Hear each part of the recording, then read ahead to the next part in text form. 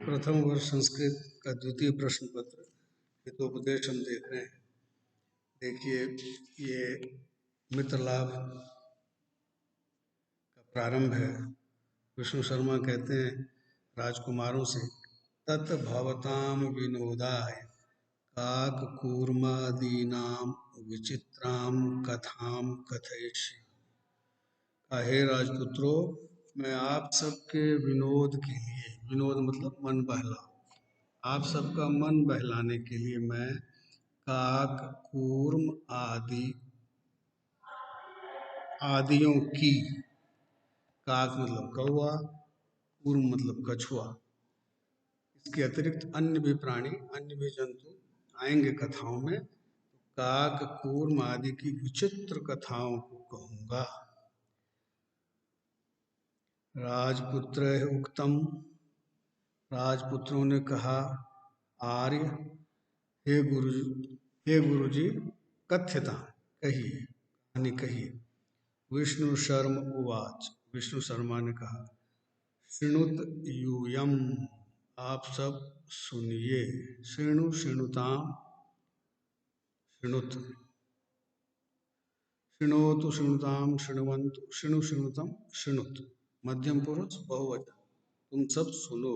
यूयम संप्रति मित्रलाभः प्रस्तूयते, इस समय मैं आप सबके सामने मित्र लाभ प्रस्तुत कर रहा हूँ।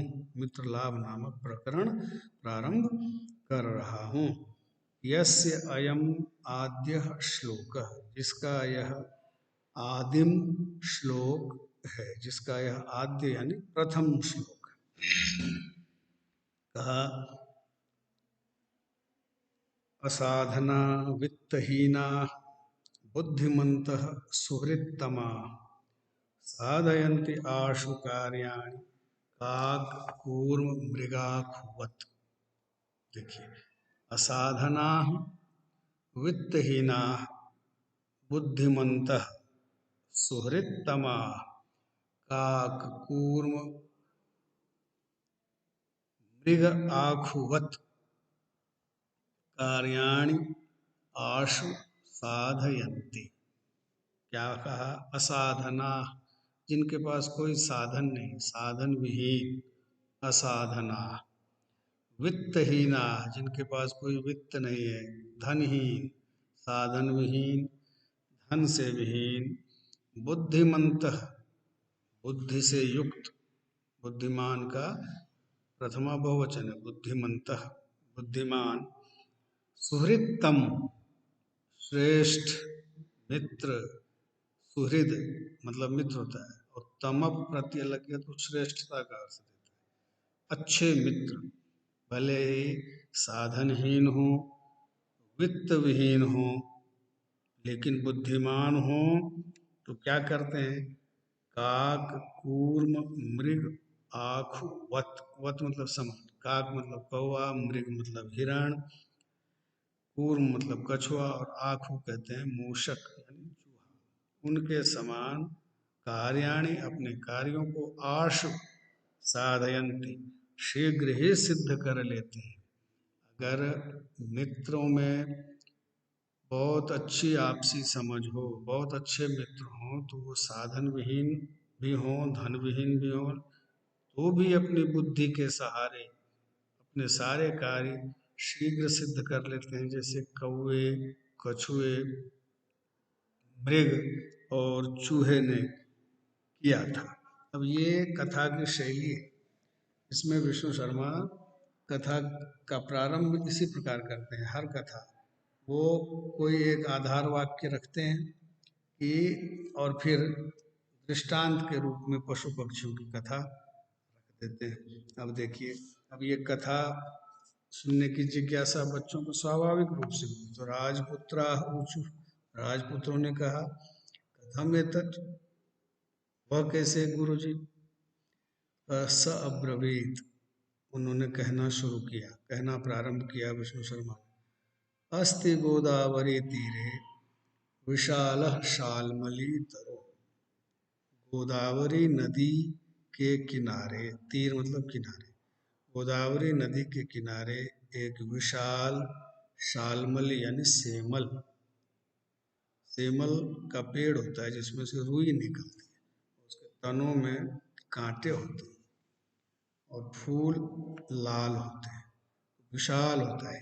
कहा कि गोदावरी नदी के किनारे एक विशाल सेमल का पेड़, अस्ति का अर्थ यहाँ है भी और था भी। तत्र नानादिग्देशात् आगत्य रात्रौ पक्षिणः निवसन्ति। हाँ, उस पेड़ पर नाना दिग्देशात्, नाना दिक यानी दिशाओं से और देश यानी प्रदेशों से, अनेक स्थानों और अनेक दिशाओं से आगत्य आकर, पक्षिणः पक्षी रात्रौ निवसन्ति रात्रि में निवास करते थे या हैं।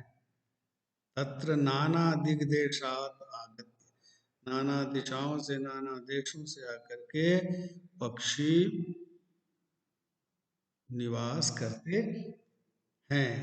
अथ कदाचित, उसके बाद किसी दिन, कदाचित अवसन्नायाम रात्रो, दोनों में ही सप्तमी एक वचन है, भावे सप्तमी।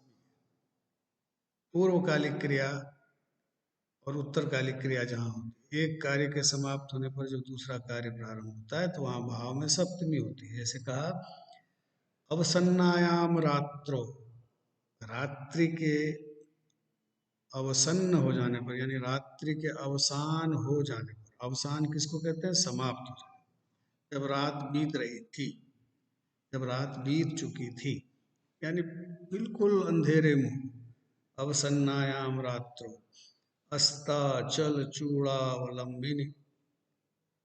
अस्ताचल एक पर्वत है जहाँ भगवान सूर्य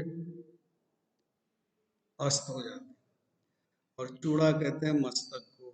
तो अस्ताचल पर्वत के शिखर पर अवलंबिनी, लटकने वाले भगवती कुमुदिनी नायके, दोनों में सप्तमी है, भगवान कुमुदिनी नायक यानी चंद्रमा। कुमुदिनी का नायक कौन है, चंद्रमा है। यानी अस्त पर्वत के शिखर पर जब चंद्रमा लटक रहा था, अर्थात जब चंद्रमा अस्त हो रहा था, रात्रि समाप्त हो रही है रात्रि, और चंद्र का भी अस्त होने वाला है, तो चंद्रमसी भगवती। और कुमुदिनी नायक, चंद्रमा को इसलिए कहते हैं कि चांद के उदित होने से कुमुदिनी नामक पुष्प खिल जाता है।